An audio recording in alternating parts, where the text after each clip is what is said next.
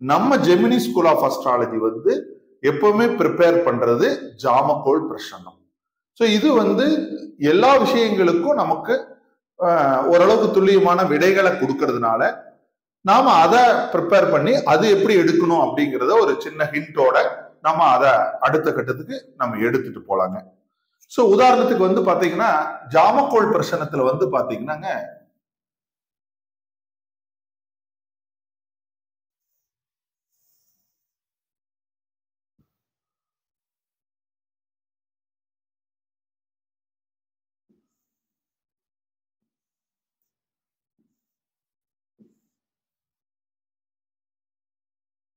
Sir எனக்கு கல்யாணமே நடக்க மாட்டேங்குது சார், எனக்கு தொழில் லாஸ் ஆயிட்டே இருக்கு சார், எனக்கு ஆக்சிடென்ட் நடந்துகிட்டே இருக்கு சார், எனக்கு எங்க ஃபாதருக்கு பிரச்சனை இருந்துகிட்டே இருக்கு, கணவன் மனைவிக்குள்ள ஓய்வே இல்லாத சண்டையாவே இருக்கு.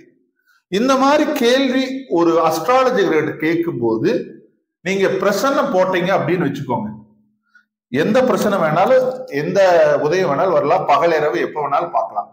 இப்படி உதயம் வந்து நாள்ல கவிப்பு இப்படி வந்துச்சு அப்படின்னா இங்க இடம் சார் பிரச்சனை, இடம் தான் பிரச்சனை.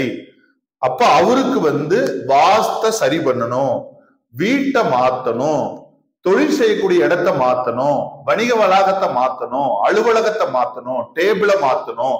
அப்ப அவர் இருக்கிற இருப்பிடம் சரியில்லை அப்படிங்கிறத இந்த பிரசன்னம் சொல்லுதுங்க. இந்த பிரசன்னம் அதைத்தான் இண்டிகேட் பண்ணுது. ஸோ இது சிம்பிளா சொல்றேன், இதை வந்து நிறைய நம்ம காம்ப்ளிகேட்டடா எடுத்துட்டு போக வேண்டாம். நிறைய விஷயங்கள் இதுக்குள்ள இருக்கு, பிரசனத்துல நிறைய நம்ம பார்க்கலாம்.